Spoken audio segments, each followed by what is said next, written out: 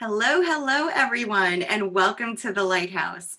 We are thrilled to be on air this evening, and we have a wonderful show tonight. I am your host, Tina Godin, and with me also hosting are Shannon Johnson and Natasha Scott. I know all of us are so excited to have our special guest, Dennis Merenda, on the show with us this evening. Welcome, Dennis. Thank you so much for being here. And just welcome, welcome. I am so excited to have this interview with you. We have lots and lots of questions. And just thank you so much for being here. Hello, hi. Thank you so much for having me. This is so exciting. Thank you. So Dennis, you sent me your bio and I want to read your bio here out loud for our listeners. And if you just want to just give me 1 second here. So Dennis writes, my name is Dennis and I am a psychic medium from Australia. Being empathic as a child and teenager, I was always told that I was too sensitive.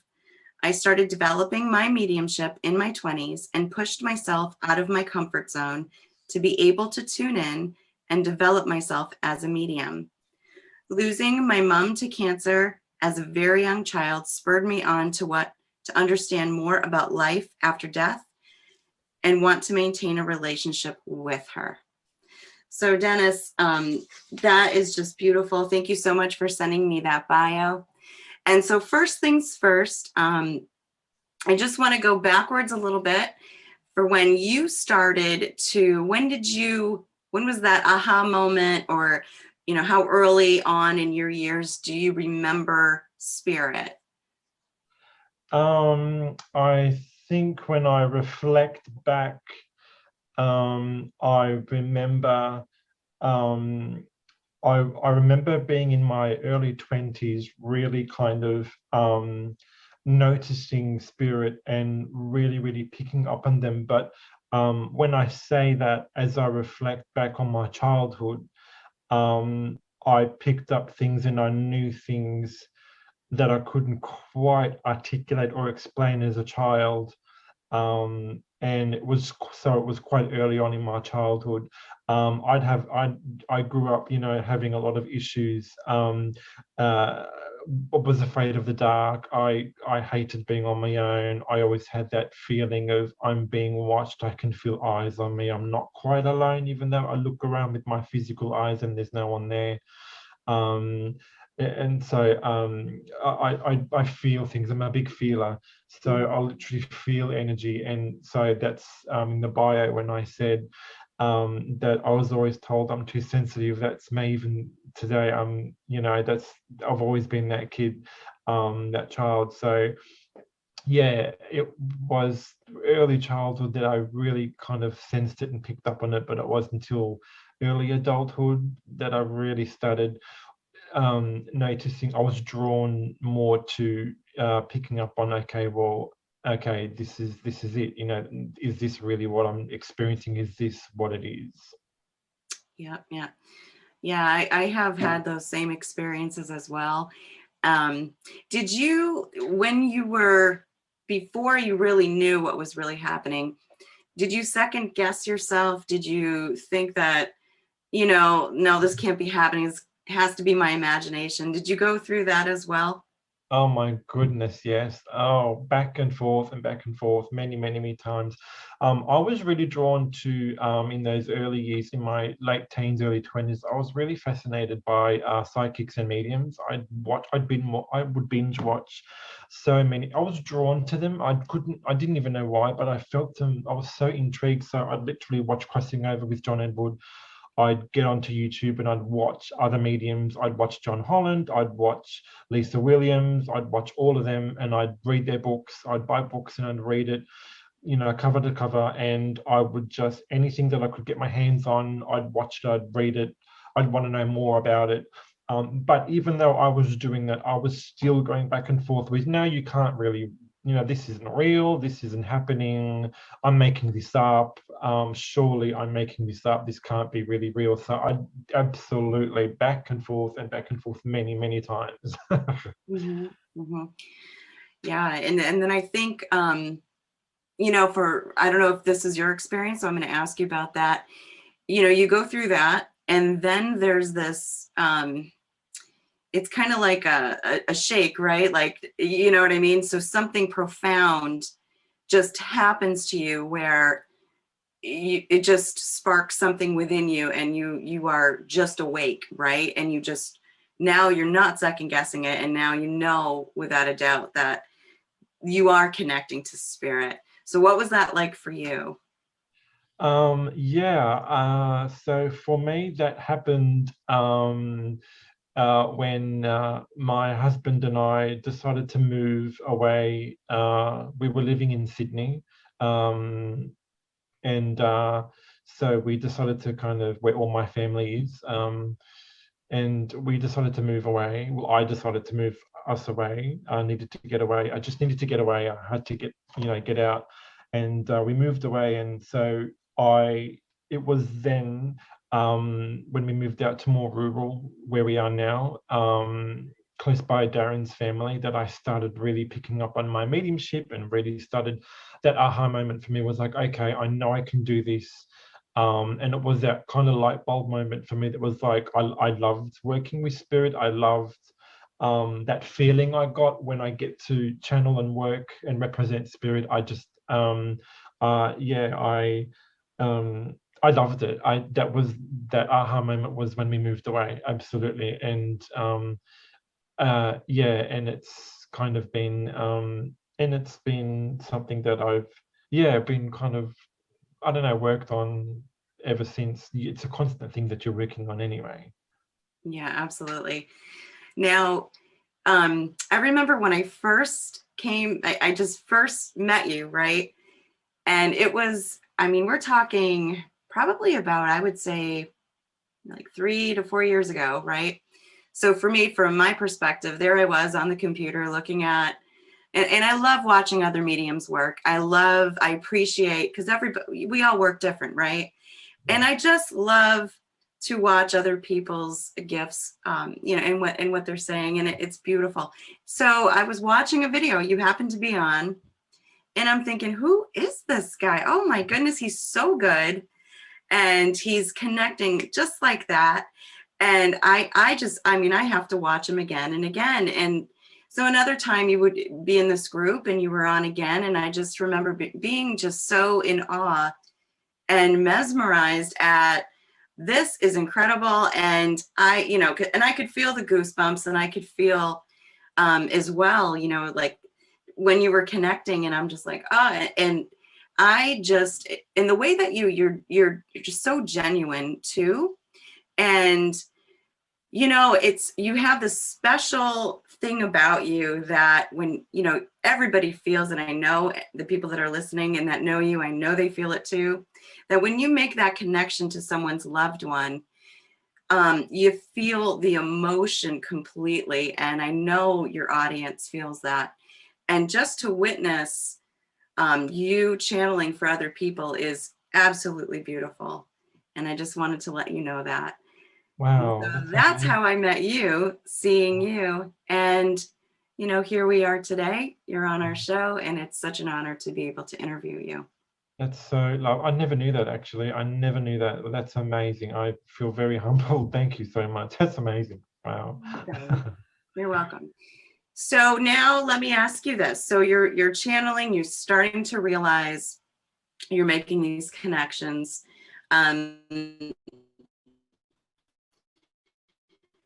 Now, did you start studying? Was it books that you read? Was there, classes that you took that helped you hone in on your gifts? In the beginning, I'd read books. I've read a lot of different books by different, popular mediums that are out there, like I've mentioned earlier. So I did a lot of that.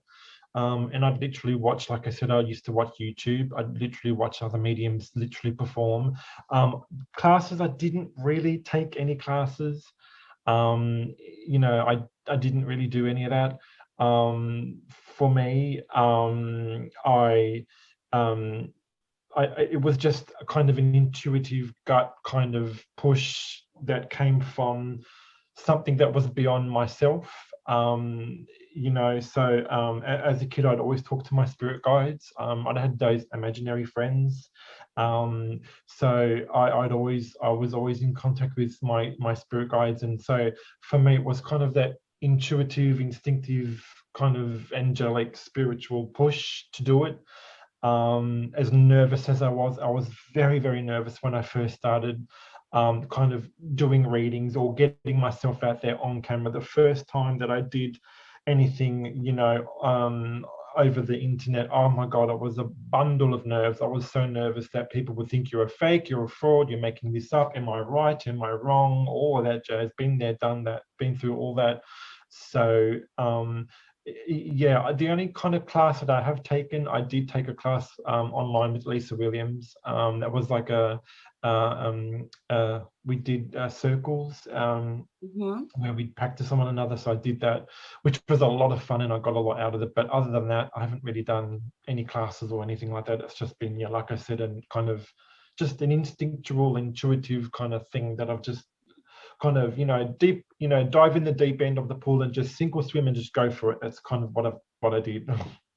Yeah. Well, even, I mean, taking those classes, the circles with Lisa is a class. And so you get to, they're amazing, and you get to practice with other students within her community. And, you know, it's an amazing community to be in. And she's an amazing teacher as well. Fabulous. And so, you know, that is, and you're always learning.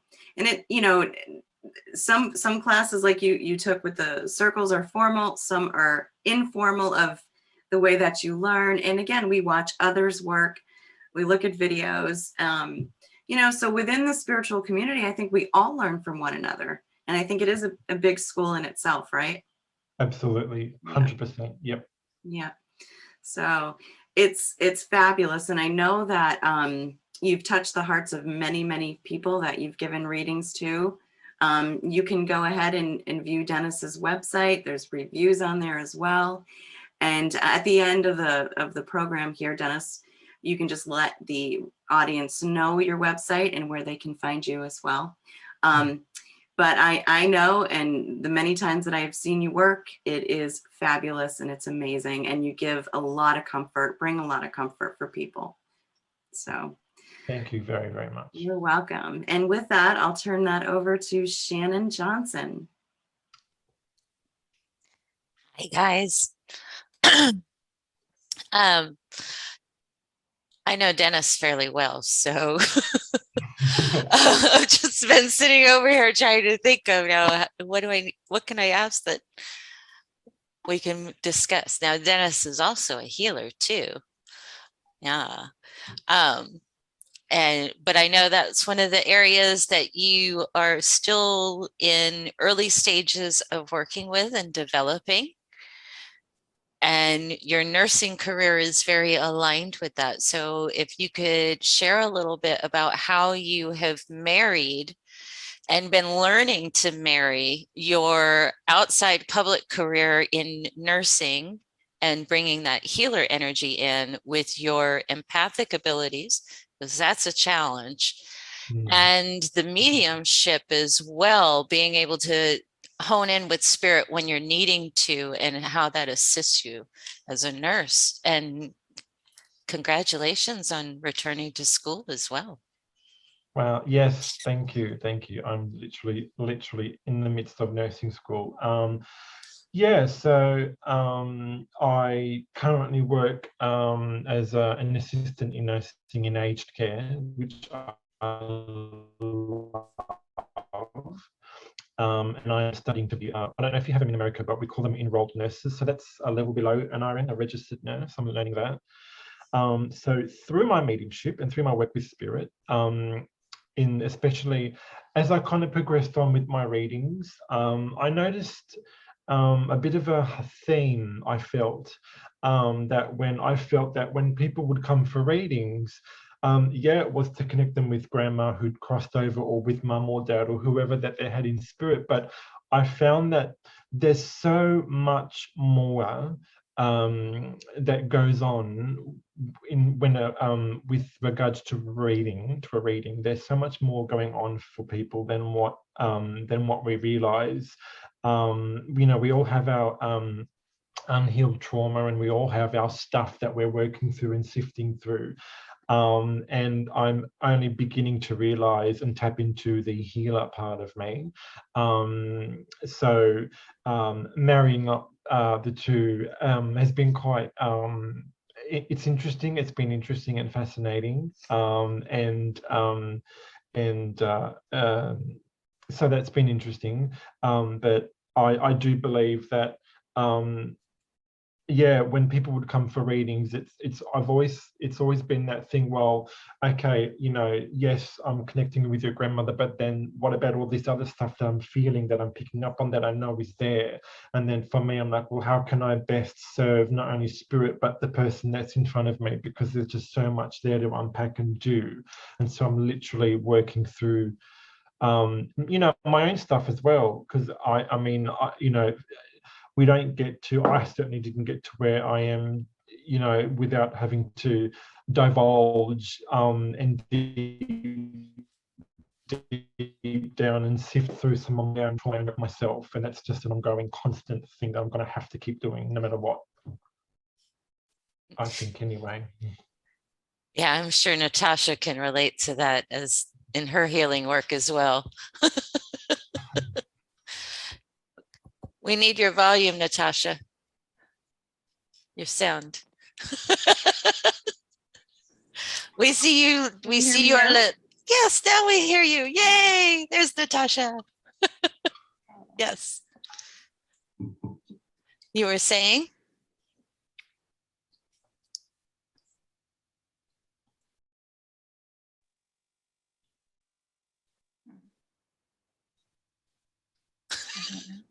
We hear you. Yes. Now we hear you. Can you hear me? Now we can. No,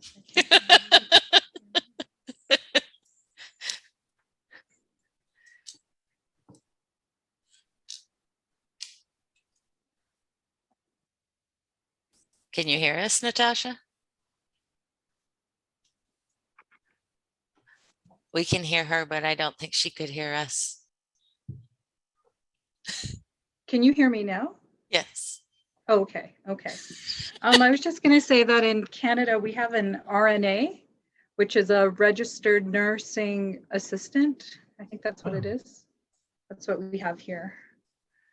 And one thing I was going to say, like when you're dealing with patients, is if you can picture them healthy and happy, you're giving them so much healing. So you're giving them the physical healing, and then you're also giving them spiritual and emotional healing by picturing them well, right? Because when someone has like a family member that's sick or anything like that, people don't do that around them. They tend to, panic, but they just kind of feed the sickness by seeing them as sick and treating them as sick, and that really pulls down the person's vibration. Absolutely. Yeah. So. Yeah, I love that. And yeah, I remember when you got thrown on air in the beginning.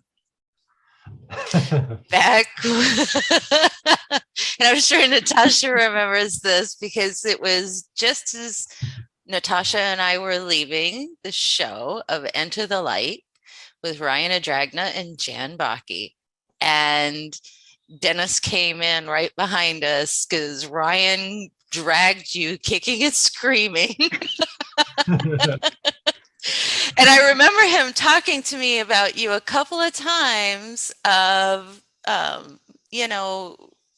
you really need to hear this guy. You need to hear him. You need to listen. And I was like, okay, well, you need to give me an opportunity, but I was needing to get off air for a little while. And then I heard you on air and it was like, I get it now. But I remember you were so nervous. Yeah. And our dear friend Ryan was just like, I'm throwing you to the wolves. So, but I mean, honestly, for quite an experience, can you share a little bit about how that helped you kind of work with that trust and fear issue? And would you do it again that way? Yeah, I remember the message that Ryan kind of sent me that day, asking if I would be interested. And I remember when when I got the message from him, I remember thinking, oh my God, like, has he got the right person? Like, is this really real? Oh my God, I was so nervous. I was so nervous. And the thing is with me, and my guides have kind of been telling me this my whole life, but they've said to me that there are going to be moments and times in your life when you're going to need to step out of your comfort zone. You're going to need to push yourself, as scary as something may be, or as worried as you might be, push yourself and work through it, because we promise you that the end result, it will be something that'll be bigger than you. It's going to be something that'll benefit you and really help you. So as nervous as I was, it was me and Michael Christopher that came on board, and in the first, the very first, show that we did, I felt so nervous. I thought, oh my God, I'm this amateur, like, what am I doing here? Like, oh my God, is this really happening? So I was battling all that, but deep down I knew that, when it comes to working with spirit, they're the one constant thing that you can always depend and rely on, because spirit's always there. They're always there. They always want to communicate. You give them an opportunity and bang, they're going to take it. That's been my experience and my belief. Would I do it again? Absolutely. Would I do it again? Holy moly, yeah. Absolutely. It was a lot of fun. I loved it. I reminisce on those days. And you know what? I will always, I'll always kind of reflect on that and thank Brian for that, because if he hadn't have presented me with the opportunity, who knows? But I'm always kind of thankful and grateful that he kind of gave me that opportunity. He was a really special, amazing guy, really. So that was pretty cool. Yeah. Yeah, definitely. And he was good about, hey, hooking people up of, you need to meet so and so needs to meet so and putting it together many times. But yeah, it's a totally different seat, I think, when you, especially when you're first starting out and you're doing those cold one question readings on air like that. I mean, it definitely is exercising those muscles a lot more than, we realize. And I mean, Natasha would several times say, I don't really do anything. I just pull a card. But so many times in our show, it'd be like she'd pull the card and it was coinciding with everything that all of us were receiving parts of, and it would fit together. And that's one of the things I really love with doing, group type of work. So I know you had done a group scenario in your local area, correct? Where you did a group reading session. Are you going to be expanding those? Yeah, I had a little event. I did my first event, my first evening, an evening of mediumship readings, a gallery style read. So I did that, my very first event. Oh my God, I was so nervous.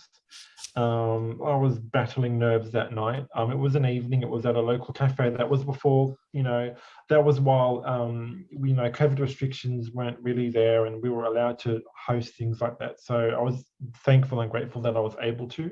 The local cafe in town were gracious to host me. It was a couple of hours of me doing just reading. And that was, oh my goodness, that was a time when I felt the push. I had this push coming from, again, it was that feeling of something beyond me that was just pushing me that you need to do this, you've got to do this, you have to experience this, you need to do this. And so I knew I could feel the build-up of it coming. I knew it was there. I was very nervous. But I'd felt this push, and my lovely, beautiful husband helped me organize it, because he's such an organizer. He's such a planner. God, he's great at that. So he literally whipped up and bang, organized the event with me. And so, yeah, I would love to do more. I've kind of haven't been able to do that, you know, with the whole COVID thing, and now with nursing school. So I'm a little busy, but yeah, absolutely. You never know. Never know. Maybe you'll end up doing a Zoom one or something like that. Yeah, you never know. Yeah. No, Yeah. no. They like to present those things, don't they? You know, because even for us, we had been trying for many, many months of getting together.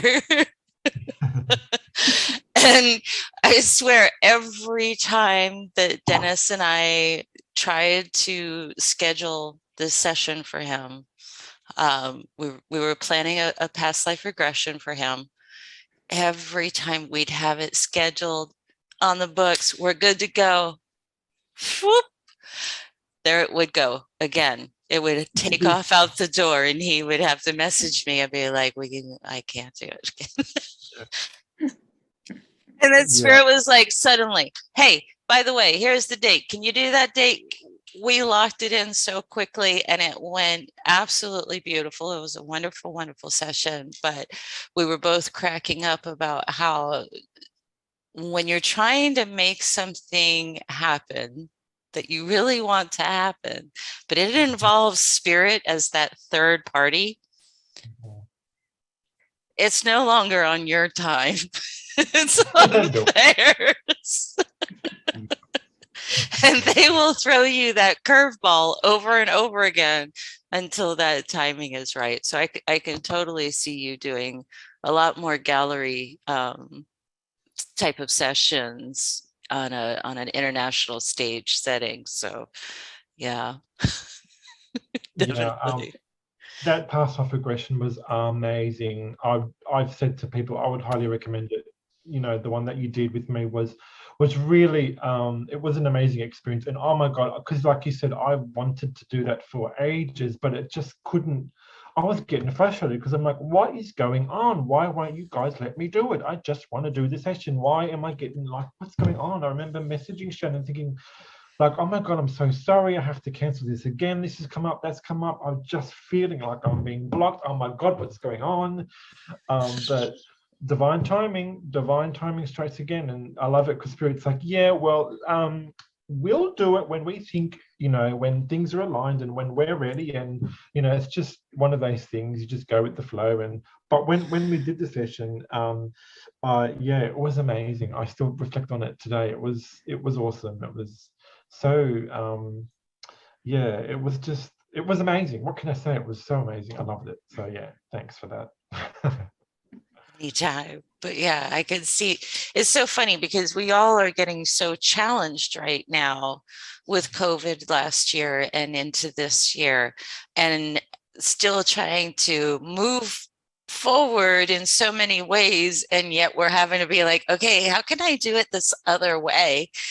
What other way is there? And Spirit just is like, yeah, you ready? Are we doing this? You know, so it's pretty fabulous. And I'm so thrilled for you about school. So I understand these bigger events having to take a little bit more time to get into. Definitely. Yeah, it's all part and parcel of helping me get to where I want to go. And I've learned, I know that, you know, Spirit's kind of been telling me, because I was questioning with me prior to me, and I've spoken to Shannon, I've kind of spoken to you about this, but I was debating whether to go to nursing school, whether to do it, because I thought there was a part of me last year. I remember having a conversation with a friend of mine who also did it. And my husband's, you know, a nurse as well, like I said, you know, but my friend was like, well, why don't you do it? And I said to her, but I'm not ready. I don't know if that's what I want to do. And I remember sitting with my guys and I said to them, but if I do nursing school, doesn't that mean that my mediumship's going to suffer? Doesn't that mean that everything I've worked really hard for in terms of developing myself as a medium is going to just be on the back burner? Then what? What if that goes away? What if I can't channel anymore? What if, I don't know, Spirit disappears? What if that just doesn't happen for me anymore? And I was worried, like, you know, didn't want it to seem like I've just worked so hard to get to where I am as a medium, and I'm just going to leave it and abandon it, like just to. So I really debated that for a while, but you know, through the past life progression as well, it taught me and past sort of, you know, helping me get to where I want to go, with learning more about the healing aspect of things, and learning more about how I connect with spirit and why I connect with spirit, and all that jazz. So it's all part and parcel of learning, because I think we're forever learning. You're forever learning, and just when you think you've got things figured out, spirit likes to, like, you know, mix it up a bit, and you might think you know where you're going to go, and in your mind you might have a clear plan of where you want to go, but then, you know, you end up going down another path, another direction, but it really does serve you to help you get to where you're going to go.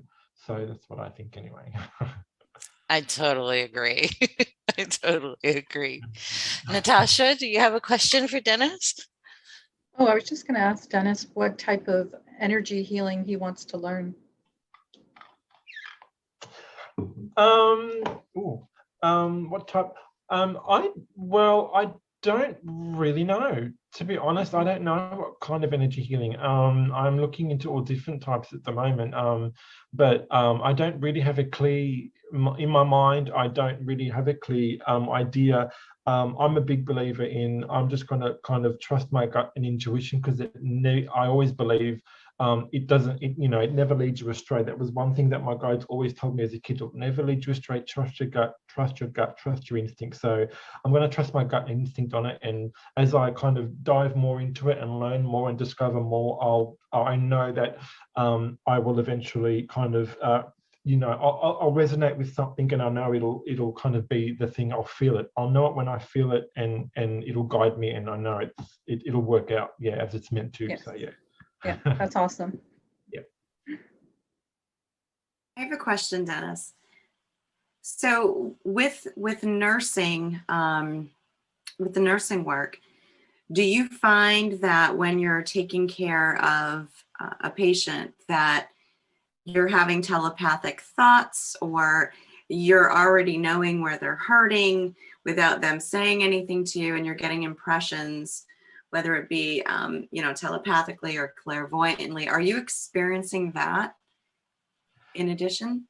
So I've noticed with the nursing side of things, especially when it comes to palliation, because working in a nursing home with the aged, we deal with death. So I deal with death from spirit, and I deal with death at work as well. So I have had patients, residents, clients that have passed away, literally, like, they're right there in front of me, and those.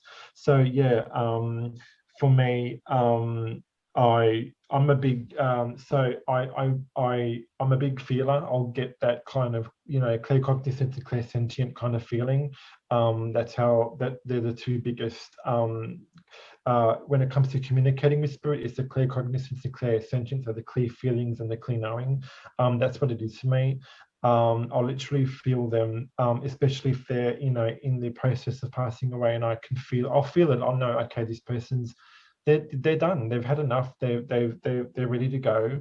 And a lot of the times, I'll go in there. When I've got time during my shift or towards the end of my shift, I'll duck in there and I'll just say to them, "Listen, it's okay. It's okay if you need to go. And it's your time, and you're ready to transition. It's okay. You can go." Especially because not all of them have loved ones. Not all of them. Especially now with COVID, and a lot of the nursing homes are in lockdown, so loved ones can't go in to see their family, but they can't go in to see their loved ones. So, I often find myself, just going there and supporting them and doing that, and sometimes it's that moment of just letting them know that it's okay when they're ready to go, that they can do that. And sometimes, and like you were saying earlier, sometimes when there's different medical things going on, I have noticed lately that I'm like, they're telling me, oh, this is wrong, or I'm feeling this, or I'm feeling that, and I could almost feel it. I could almost sense and feel. I could just sense and get where they're kind of, like, I just can feel it. I know that there's something more going on there. I've noticed a lot kind of that lately. So it's been interesting and fascinating and really insightful how that's all kind of been developing and transpiring of late anyway. Very interesting. Yeah. I'm sure for, patients that you're helping, give them a lot of comfort too. And, when they're at their end of life, I'm sure just your presence there and just knowing and just, you're kind of knowing before that they can communicate that to you, what is going on. And so that's entirely helpful for them too, especially if they can't speak, and they can't verbalize what their needs are. So that is amazing. And that is wonderful that you can provide that for them. Yeah, I've had a few of them, kind of come to me afterwards once I've transitioned. I've literally been at work, and I always say this: when I'm at work, I'm kind of focused on my job. I'm not picking up on spirit. I'm not necessarily doing that. I'm focusing on my job, and a lot of the times it's very busy and it's go go go, and I really don't have time for anything but focusing on my job. But there have been a lot of times when I've literally been in the middle of something, and oh my God, Mrs. Jones, like, you know what I mean? Like, I can feel her, she's there.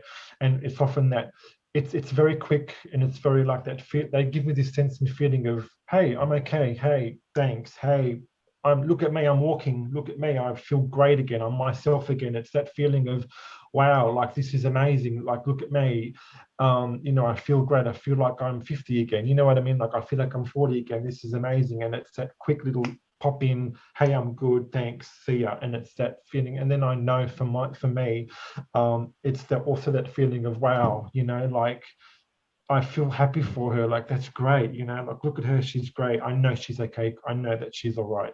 So yeah. That's awesome. Fantastic. Dennis, do you have, with some of your experiences with spirit, as you're just mentioning, them popping in and giving you that validation that they're okay, that confirmation, do you have an experience a very funny experience that you can remember with spirit, or anything like that?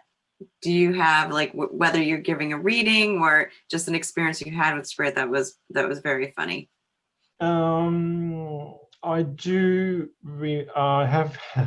So I have had a few readings where, actually, I had a particular reading where I was with a client and I was connecting. I started off connecting with her grandfather, and communicating and passing on the messages from her grandpa, and that was all great. And then we moved on to the next relative, the auntie or whatever. And then the next spirit came through, and I was relaying this information, and and she was quite emotional about it, and it was, she was validating it, and it was great. But I couldn't quite, at first I was like, I didn't know whether it was, okay, is it the uncle, is it is it the grandpa on the other side, like, who am I connecting with? Yeah, she was validating everything I could. It was about halfway through the reading where she was like, yeah, well, that's my horse, and you're talking to the horse. So I'm like, oh my God, okay, so you're a horse, okay, we're really good. And that was when I hadn't really had a lot of animals come through to me in readings. Animals are spirit just like us. But I was so used to reading, the deceased loved ones, the aunties, the uncles, the mums, the dads, like I said. But all of a sudden I'm like, okay, so I'm talking to a horse, this is happening. Okay, great, let's do this. Talk to me, what do you want to say? Oh, okay, let's do it. And it was that. And that was one of the first times I'd done that. And I was, after the reading was over, I reflected on it and just had a bit of a giggle and laugh to myself, because I'm like, wow, that was amazing. Like, spirit, animals especially, I find, are so open. They're so open, and they're so they're beautiful, but they're such an open book. They're so there's just something different about when you get to communicate with animals when they come through in a reading. For me, anyway, there's something really special there. Yeah. Funny. Thank you for sharing that. Oh, I love it. I love it. Beautiful. That's fabulous. I love when they show up, though, because it is such a different energy that they'll bring to the table. And I find it hilarious for a lot of the clients because they see us talking and getting the information no different than if it is grandma or grandpa. Yep. And yet it's the animal, it's the soul that was in the animal that is, you know, very articulate and very on point and blunt a lot of times. More blunt than they would really like, than we would prefer they were. So true. Oh my goodness. Yep. They don't hold back. No, they have a much more very clear, on point about what their human people need to know. Yeah. Absolutely. Yeah. So I'm kind of curious though, with working, I know my mom worked in nursing homes all of her career as an RN as well. And with having the sensitivity to spirit, some people really struggle with having to see so much loss happening on a regular basis. So what tips, or what is some of the things that you do to navigate that, you know, that because you're a healer, an empath, a medium, and yeah, you're in career, in your job mode, but you're still human. It's Yeah. a natural part of your humanity. So how do you work with that? With great difficulty. No. Yeah, some people, you know, at work, of late, everyone knows that I'm a medium. A lot of them now know what I do. And as co-workers started discovering that I was indeed a medium and I could do this, they had so many questions for me, so many questions like, oh my God, how do you, like, do you see them? Do you feel them? Do you get overwhelmed? Do they like annoy you? How do you, like, when you're working, like, are they there? And all these sorts of things. You know, how do you deal with it? Like, do you get emotional? So for me, I've kind of dealt with loss at a really, really, really young age. So that's kind of something that I was kind of forced to deal with in a way, in a sense. So I've been okay with, you know, I've literally had, you know, clients pass away literally in my arms as I've been caring and nursing them. So I've dealt with death and I'm okay with that. Otherwise I probably wouldn't be doing it. But for me, it's kind of been ingrained there. It's something that, like I said, I was forced to deal with when mum passed when I was really young. So I think that's kind of, in a way, kind of helped me be okay with it. And I've always had this sense and this feeling of knowing that, but I know it's not the end though. Just when you know, when we pass away, I know that that's not, it's just a new beginning. It really is just a new beginning. It's just a new state of being. So I've always kind of been okay with it. I'm all right with it. I do, yeah, everyone kind of deals with it differently. But I do think those earlier childhood things have kind of helped set me up in a way, if that makes sense, of kind of being okay with being able to process it. Like I said, I'm a big empath, so, you know, I'll feel things and I'll pick up on things and I'll have my moments, you know, where I just need to take 5 or I need to take 10. But a lot of the times, especially if we're talking about work, if I'm at work, I'm more focused on doing the best that I can for them. I'm focused on that and I'm not really worrying about, or kind of in the moment picking up on that, because I'll deal with that later and I'll take the time with myself and my guides, or, you know, whoever it is, and we'll kind of work through it together later on. And I always have that kind of debrief with my team. So yeah.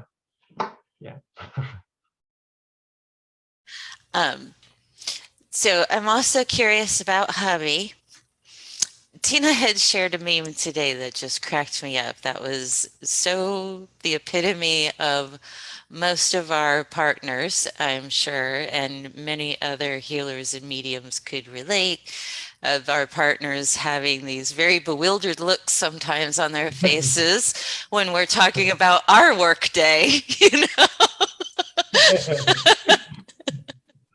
Or, you know, they know we have these careers that are in this lane over here, and then there's the other career in the other lane that are complete opposite, and we get the, the really funny looks. So how, luckily your husband is a nurse, but how is he with the spirit element being brought in and such a major part of your life at home as well? Because I know for all of us, it's not something we can just, you know, when we go home, it's not the briefcase that gets set off to the side. It's integrated into who we are. So how is he navigating that?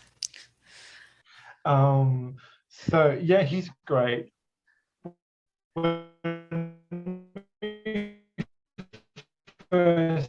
When we first got together, you know, I was still, when we first got together, I was still kind of discovering what my mediumship was, what it is for me, and I was kind of figuring all that out still. I hadn't, you know, I was doing a lot of that.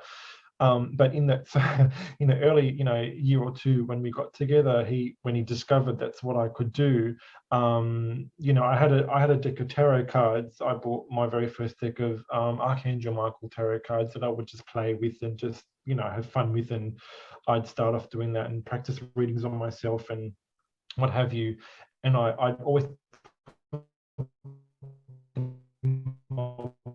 I'd make sure that whatever, but one day I left them out and he saw them and he was like, oh, so what's that? And I was like, oh, that's nothing. It's just, oh, never mind that. It's just something silly. Don't worry.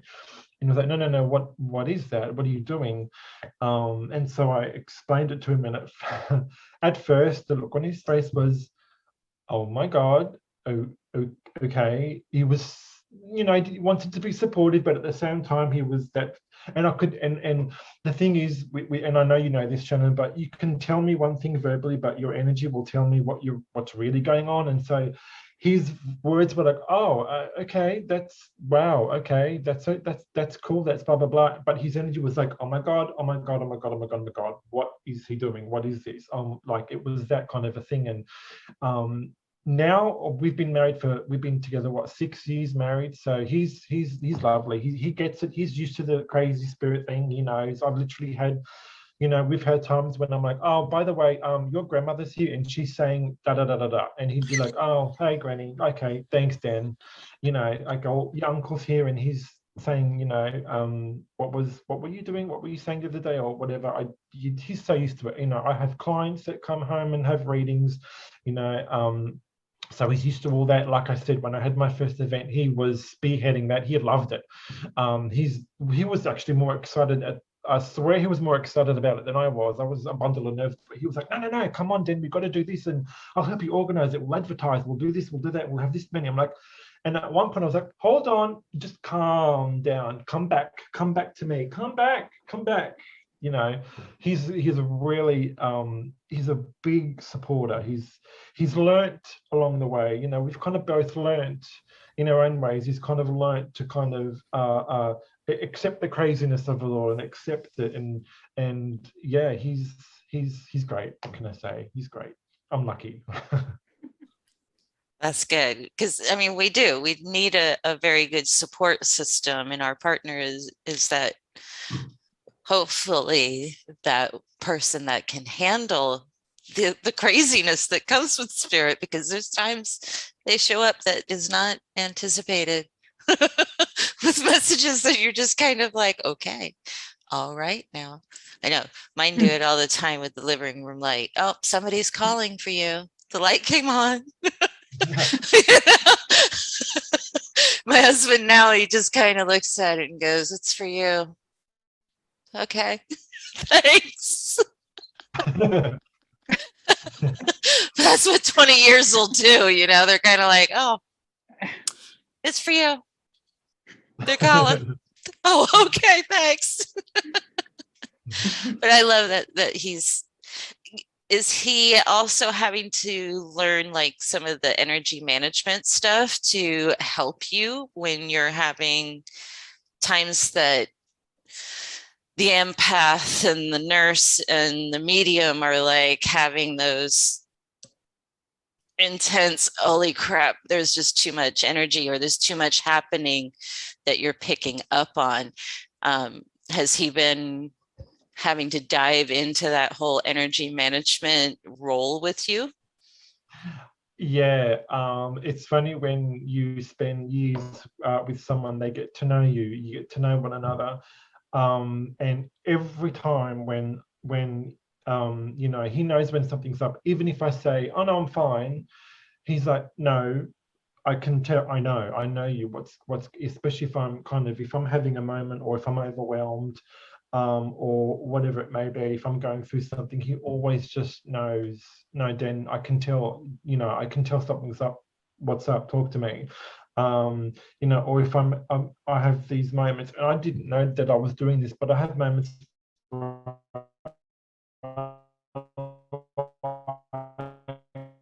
I use the spirit or whatever that I'm doing, and he's picked up and he knows that I didn't know that I was doing that, but apparently I do that sometimes.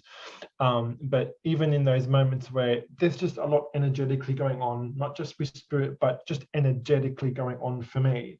Like as an empath, I feel things. So if someone's kind of been annoyed or angry at me, I take that on board 10 times. I've, you know, when I was a kid, you know, when I'd get in trouble, you know, off my dad, you know, he'd say whatever, he could say, you know, whatever it was, but I'd feel it 10 times worse than I'd take it on board. And it was always, it's that. So, and I still do that. Sometimes I'm getting better at it, but that's those moments when Darren, he knows, he can pick up on it, you know, because he's used to it and he sees me and he knows what's going on. You're not yourself today, or you're quiet today, or what's going on with you. Even if I'm trying to portray a front, he knows, he can tell. He just, you know, and he'll, and sometimes, you know, I'm like, no, I'm fine, it's okay. I'm not ready to go there yet. So, you know, God love him, he puts up with me sometimes, but yeah. So what can I do? It is what it is, I suppose. Dennis, I have a question for you. Yep. The way you pick up things with people, do you also pick them up when you're around different animals? I have kind of been noticing lately, I've been doing a little bit of that. I've noticed that kind of subtly. I've kind of been doing that a bit lately. So that's been interesting, actually. That's kind of been an interesting development. Yeah, like you're always kind of forever learning things along this kind of crazy journey. You just, when you kind of think you've got a handle on something, like with my mediumship, when I think I've kind of gotten my head around it, it kind of will, I don't know, another element will kind of come into play, and I'll have to kind of adjust to, okay, well, what is this? Like the healing thing will come on board, and I'm having to deal with that, or the animal thing, you know. So yeah, it's kind of, I've been noticing a lot of that lately, and that's been really fascinating. It's kind of cool. It's interesting. I love it. I love learning. So I've enjoyed my I'm enjoying the learning and the discovery. I'm like a child at play. I love it. It's been fun, really. Okay. I love that. What now, I know out in the community there's always about, you need to be doing your meditation every day, and you need to do, you know, there's like this long laundry list of what we're supposed to do every day. And I know none of us get to that laundry list of what we're supposed to do every day for managing all of this. But, you know, with you having such the hands-on in the nursing side, and then having the spiritual side, and having that playfulness with it, which is fabulous. I'm so glad to see that with you. What other things do you use to manage your energy, or all of the stuff that's, you know, having to process and be felt between the two aspects of life? So for me, kind of as a coping mechanism, especially as a child when things were going on, I'd always talk to spirit. As a kid, I always did that. And so even to this day, I'll sit down and have a bit of a chat with my team, my guides and my mum. I'll always kind of sit down and have a conversation with my mother. And so that's the way that I kind of process and deal with everything.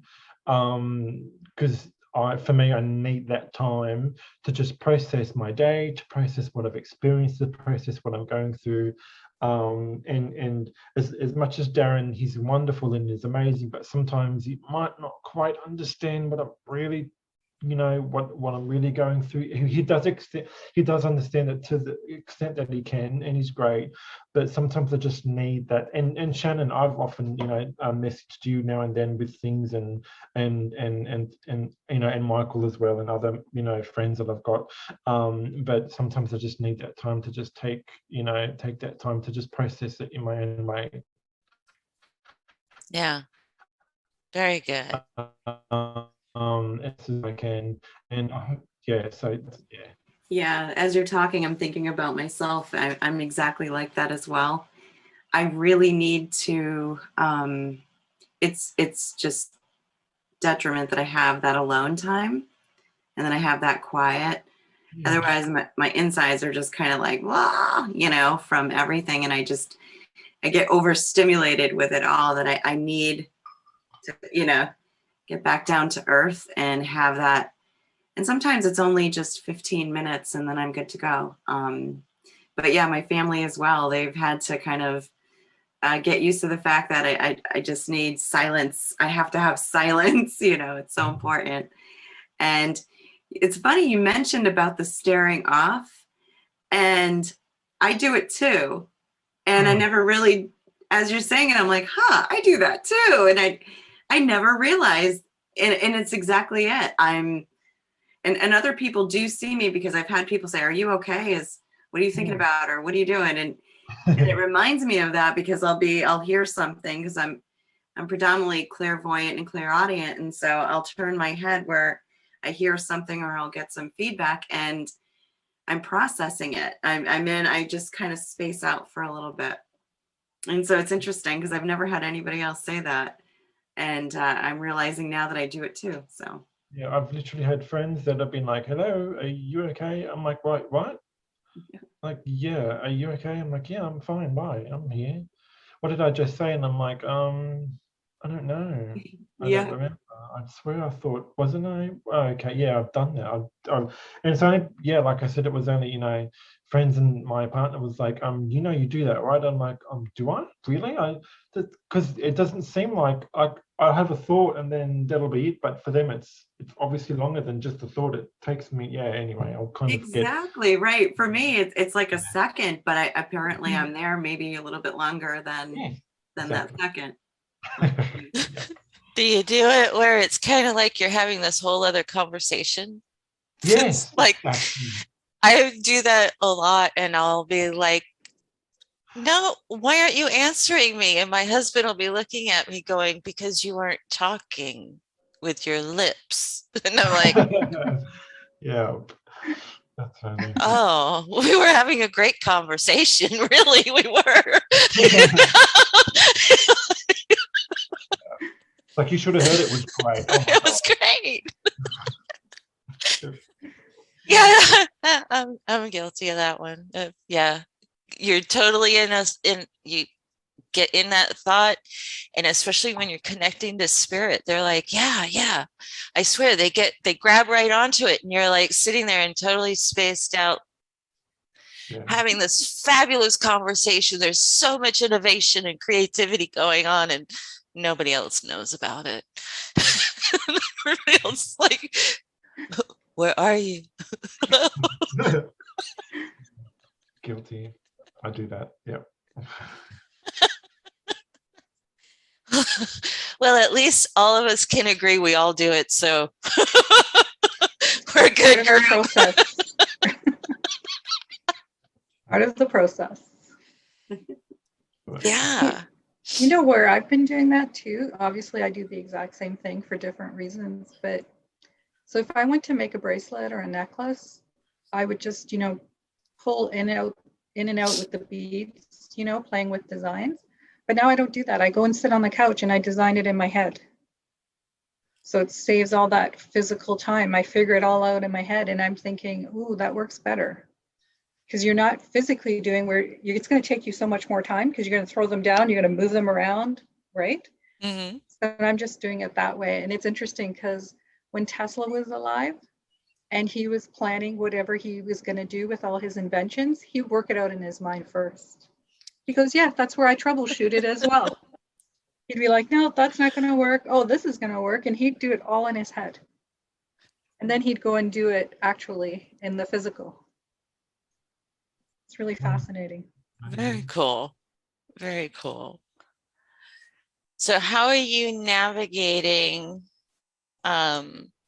with having so much kind of external chaos going on? There's a lot of grief energy that is surrounding the planet at the moment. So I'm kind of curious how you're working with that and what you're noticing with clients as well that are being drawn in with having this very different external input coming into the picture. I have noticed a lot that lately the readings, they're wanting more. They want to know, they want direction, they want purpose, they want fulfillment, they want to know what it means for them, what all this means for them personally, and how they can understand. They just want direction. They really want direction and purpose and meaning, and want to figure out, well, what is this? What is this going on? What does this mean for me? What am I supposed to be doing? What am I supposed to be doing with my life? Because I don't know. Help me kind of understand, figure out, what is it that I'm meant to be doing? And there seems to be, and I don't know if you've experienced it, but there seems to be a lot of that. A lot of it's a transitional period. It's a transitional phase. It feels very transitional. It's a lot of, for me personally, and it's a lot of letting go of all the stuff that no longer serves you, that no longer serves us, that just doesn't resonate anymore, that doesn't hold value anymore. Maybe getting rid of belief systems, or maybe integrating other aspects of a belief system into what you thought you knew or what you thought you believed, rediscovering certain things, or wanting a new purpose or direction. There's a lot of that going on. There's a lot of sifting through a lot of stuff, and there's a lot of sifting through emotional stuff and working through emotional stuff, and having a lot of stuff bubble to the surface and trying to figure out, well, why is this coming up for me? What does this mean? I thought I dealt with that. I healed from that. I swear I healed from that. I thought I dealt with this. I thought I had it, dealt with this head on. There's a lot of that, especially for me personally.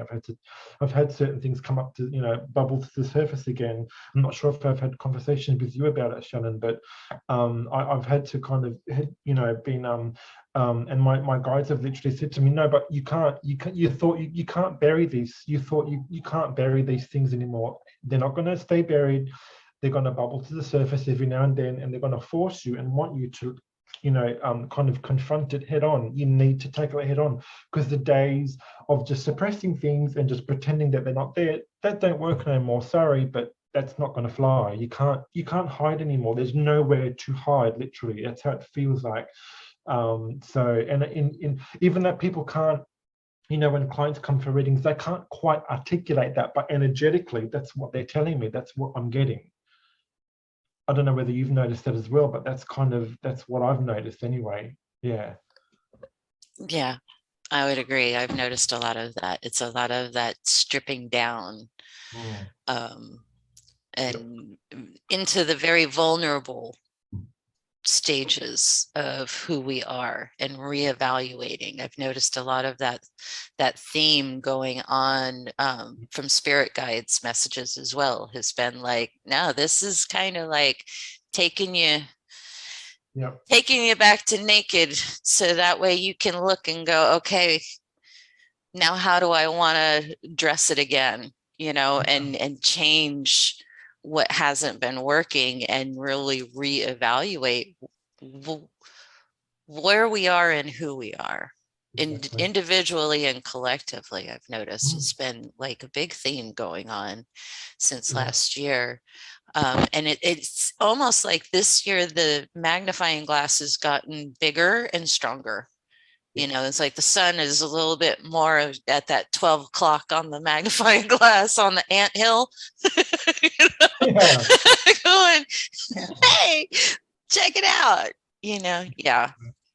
Yeah. really And it's definitely bringing up the old stuff Yeah. and going, no, you know, don't put it back in the closet. Don't hide it again.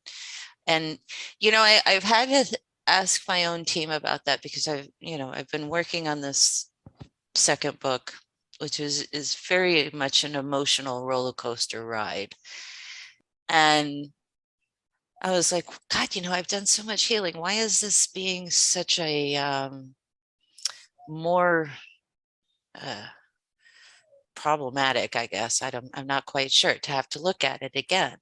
And they're basically like, well, because as a collective, you're not getting the opportunity to just put band-aids on and then pretend those scars don't exist anymore. Instead, we're going, no, take all of that off of it and let's show it. Let's show the scars for what they are and allow their beauty to be seen, because it's part of what has helped everyone become what they're needing to be in the moment, from global down to the one ant, you know. Yeah. And that made sense to me, of going, okay, so I can see this with COVID as a collective magnifying glass on the anthill, and bringing that healing into the single ant exposure in that way of going, yeah, you know what, it's time to not put those things and hide them like you should be ashamed of them. It's time to bring them out and show them for the scars that they are, and then see the beauty that they have. Absolutely. It's kind of, for me, it's kind of like, it feels like, you know, it's like the divine masculine's been like kind of wanting to dominate for such a long time. And it kind of feels like, in the way that it's been articulated to me by my team, it's like the divine feminine is like, well, listen, I'm here, and it's time that we kind of co-create together when we balance this shit out, excuse my French, but we balance this stuff out and find a kind of harmony and balance between the two, because it kind of feels like, you know, for, you know, eons and eons, and God knows how long, it's just been the divine masculine that's kind of been trying to control stuff, you know, and been trying to dominate. And it kind of feels like this awakening and this transitional, and a lot of guys out there, a lot of men are like, you know, people that have come to my events have been, you know, there's been, you know, the wives have been dragging the men, but they're intrigued, they want to know more. You know, the personal trainer that I see, you know, he's been asking me all sorts of questions about his spiritual stuff. He's noticed things, he wants to know more, and there's a lot more guys. And that's one of the things that Ryan Adrenga was telling me.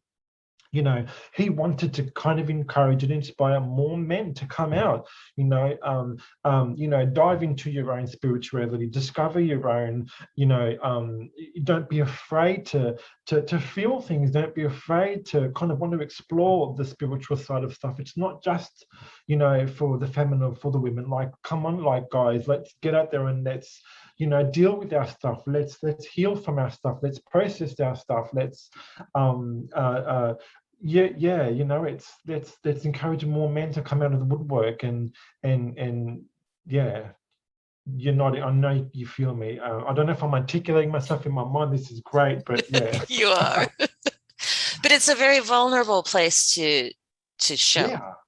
It's such a vulnerable place, And that's why I love, you know, being able to feature men like you, Dennis, because there are a lot of men who are very attuned, but to show that side of themselves has always been told that would be girly or not acceptable. It's not manly. It's, you know, vulnerable, and it's going to show some very deep emotions to it, and they're told, you know, no, you need to buck it up, you know, cowboy, here you got to go, be tough and bury all the emotions down. So I love being able to, you know, talk to you and things like that, to be able to show that, you know, it is time for them to let the cowboy have a rest and put your boots up every now and then.